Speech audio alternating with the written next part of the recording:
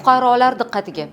So'nggi vaqtlarda haydovchilik guvohnomasini olishda go'yoki yo'l harakati xavfsizligi xizmatida aloqalarni borligini aytib, yordam berishni va'da qilayotgan, ko'cha tilida baklashkalar deb ataladigan firibgarlar qurboniga aylanayotgan fuqarolar soni ortmoqda. Ushbu shaxslar fuqarolarni aldab, pullarni oladi-yu va yo'qolib ketadi. Natijada siz ham pulsiz, ham natijasiz qolasiz. Yodda tuting, O'zbekiston Respublikasida haydovchilik guvohnomasini olish uchun imtihon topshirish jarayoni to'liq isloh qilinib, xususiy sektorga o'tkazilgan. Ushbu tizim imtihonlarning avtomatlashtirilgan tartibi, jarayonning shaffofligi, inson omilining yo'q qilinishi, korrupsiyaviy holatlarning keskin bartaraf etilishini ta'minlaydi. 2026-yil 3 oyi davomida Ichki ishlar vazirligi shaxsiy xavfsizlik bosh boshqarmasi xodimlari tomonidan ushbu kabi sxemalarga aloqador 15 nafar fuqaroga nisbatan tezkor tadbirlar o'tkazildi. Olingan ma'lumotlarga ko'ra,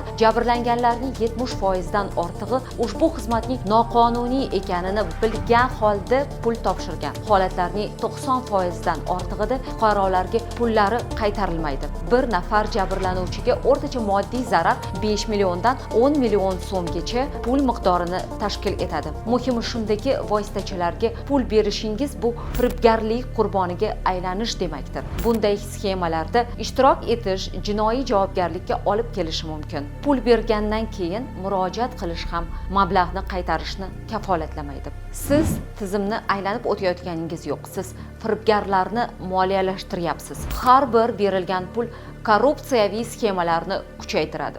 Hurmatli yurtdoshlar, shubhali shaxslarga ishonmang. Oson yo'l izlamang. Bunday holatlar haqida ekranda ko'rsatilgan Ichki ishlar vazirligi shaxsiy xavfsizlik bosh boshqarmasining telefon raqamlari va Telegram botiga murojaat qiling.